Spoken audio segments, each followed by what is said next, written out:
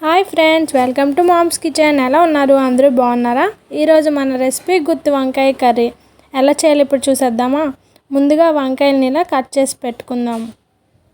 ఇప్పుడు స్టవ్ పైన ప్యాన్ పెట్టుకుని అందులో కొద్దిగా పల్లీలు వేసి కొద్దిగా వేయించుకుందాం. ఇప్పుడు అందులోకి కొద్దిగా జీడిపప్పు, అలాగే కొంచెం ధనియాలు, కొద్దిగా జీలకర్ర, కొంచెం నువ్వులు వేసుకుని లైట్గా వేయించుకుందాం.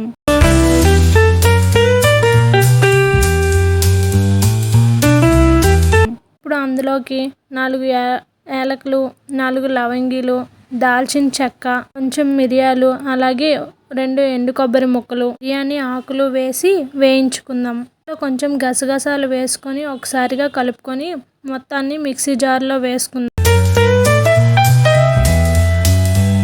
ఇప్పుడు అందులోకి 2 టేబుల్ స్పూన్లు గడ్డ ఉప్పు, అలాగే 1/2 టేబుల్ స్పూన్ పసుపు, 1 టేబుల్ స్పూన్ కారం వేసి కొంచెం వాటర్ వేసుకొని మెత్తగా మిక్స్ పట్టుకోవాలి.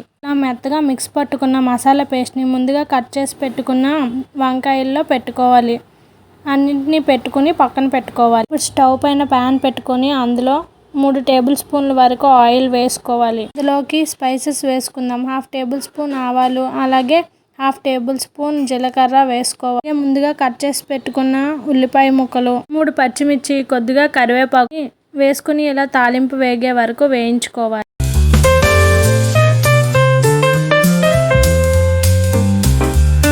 ఇప్పుడు ముందుగా మసాలా పెట్టుకున్న వంకాయల్ని ఇలా వేసుకొని ఆయిల్ తేలే వరకు వేయించుకోవాలి.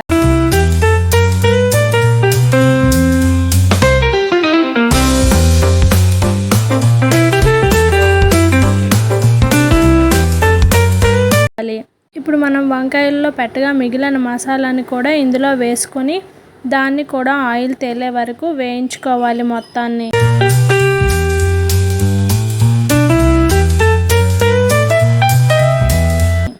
ఇలా వేగాక 2 గ్లాసెస్ వరకు వాటర్ వేసుకోవాలి. వంకాయలు మునిగేలాగా వేసుకోవాలి.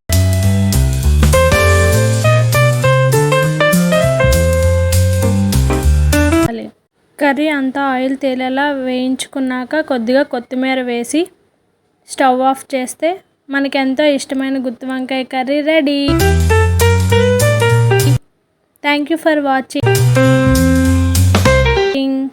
Please like, comment, share and subscribe.